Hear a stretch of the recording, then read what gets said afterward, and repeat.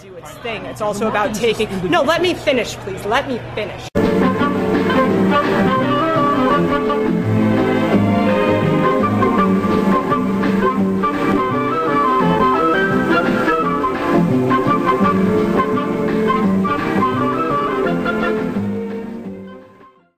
Oppression in of itself, oppression in of itself is a thing that exists with or without the state, and that if people are conditioned to think a certain way that reinforces oppression, it's going to exist in an artificial manner in comparison to what it should.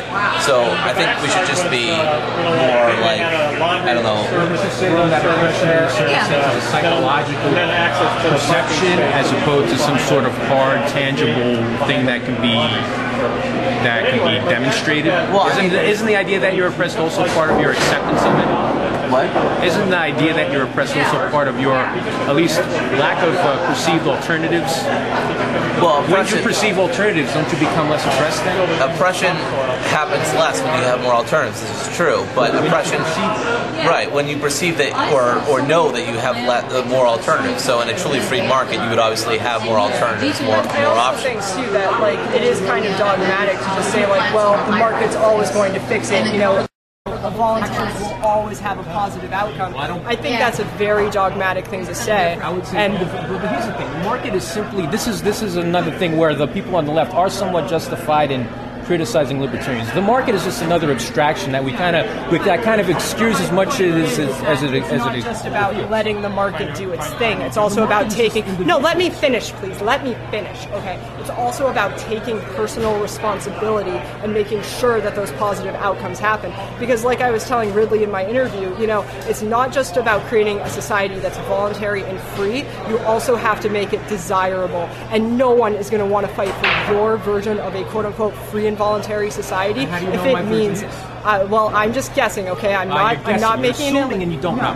We'll let the free market decide. No one is going to fight for your kind of system. How do you know what my system is? That's just an opinion. How do you know what my system is? It means having a worse standard of living than they were under statism. People are free to choose a different No one. How do you know Yeah, what my but that's system the is? thing. But that's just what I'm saying. Absolutely not. And I'm just saying it like I don't know what it is. I don't know. I could be totally wrong. But I'm just saying that in general, you know, people are not going to want to fight for a new system. They're not going to want to create a new system if it means something even worse than what they had before. All right.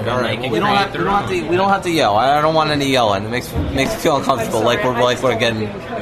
It's okay. So nobody cut each other off because that's been a constant problem between you two. And no, I'm not like blaming you. I'm just saying. All right. Anyway, so I just think Julia's point is that we have to be concerned about culture, and that's all there is to it. I'm concerned about culture. She's concerned about culture. The stuff about white and male privilege doesn't have to do with making people feel guilty. I don't feel guilty because I'm white and male. I'm not saying anybody should feel guilty about it. It's not a guilt thing. It's just a thing where you say, look, if the police are going through the streets and they're looking at people who are walking at night, they're less likely to pick you up because you're white and because you're a male, and more likely because someone else is black or a minority or they're easier to pick on. I mean, that's part of just saying that you have privilege. You know, it's not about making people feel guilty. I'm not trying to make anyone feel bad about their identity. I have no interest in doing that.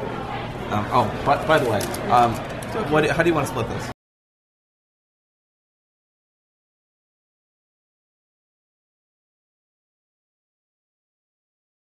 RidleyReport.com/trade. Egypt people is very nice, and if the Egypt people take my advice, they will strike down the one-party state they fear. But that had better not happen here, 'cause we know that everything would fall apart if the city of Keene, New Hampshire starts to listen to the malcontents at Free Keene and kind of cut spending, 'cause the government needs some expensive things like the wasteful 34 West building and the boondoggle jail where we put hat wearers and other people who could be considered swearers. Freaking.com